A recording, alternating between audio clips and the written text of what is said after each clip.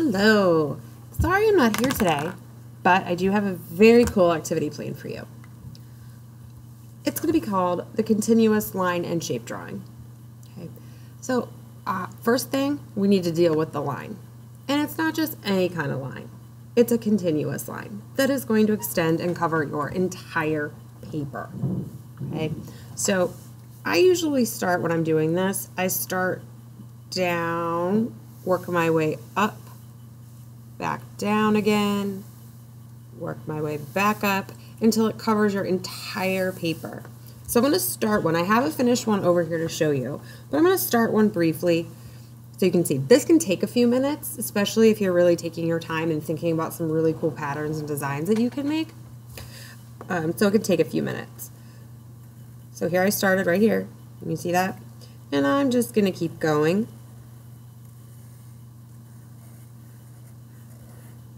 Notice I'm going back up and back down again. I can go into another line, see, like that. And you can pick up your pen, you can pick up your marker. Okay. Notice I am using a black marker.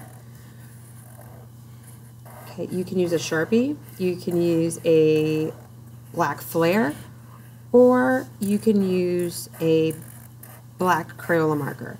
Don't want to use the black Mr. Sketch really, because those could get a little bit thicker line than you're probably going to want. Okay, so notice I'm going up my paper. Not all my lines are straight. Not all my lines are curved. I've got a variety. And see how I can go back in and out to create actually what looks like shapes, looks like they're separate shapes, but they're really not. It's all made from one continuous line. Okay, so I hope you get the hang of that. You understand, because I have one finished over here that looks pretty cool, if I do say so myself. Okay, so let's switch these out. Okay. So I've got a finished one. Okay, now you're probably wondering, okay, how do shapes fit into this? Well, what I'm going to do now is I'm actually going to draw on top of my line. And I'm just going to draw some random shapes. They could be totally geometric shapes, like a circle. They can be freeform shapes or organic shapes. That's another name that you can call it.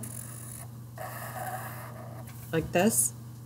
Okay. You just want to make sure that you can see your outline, so you might want to go over your line again because you want to be able to tell where that shape is.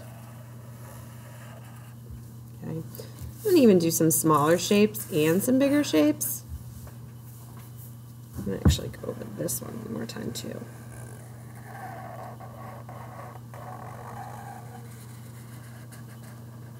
Like I said, you want to make sure that you can tell where this shape is. Okay, so Okay.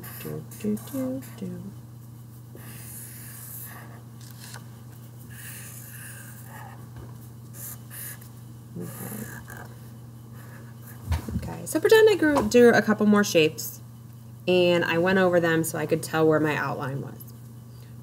Now, this is where the really fun stuff begins, because now what I'm going to do is I'm going to color in my different sections with different colors. So it's almost going to look like these shapes turn into stained glass windows. I've had another student describe it as you have this black and white line, and then as something moves on top of it, it showcases the color. Okay, so it's like kind of like a black and white movie that would change the color as the shape moved across. Okay, so for this part, you're coloring each section in a different color. Okay, you can use the Mr. Sketch. If you have a teeny tiny spot, use the skinny Crayola. Okay, but there are plenty of markers that we have on the carts for you to choose from.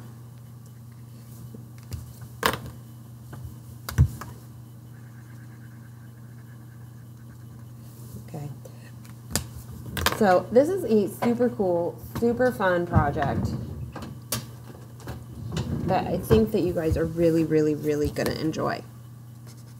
Okay, there are a few examples that I've put in the slide presentation that are going to show you some finished products from some other students that I found. I actually found them on Artsonia. That's how I got the idea for this project, which is pretty cool. Okay, so have fun, be good, all right, and get creative.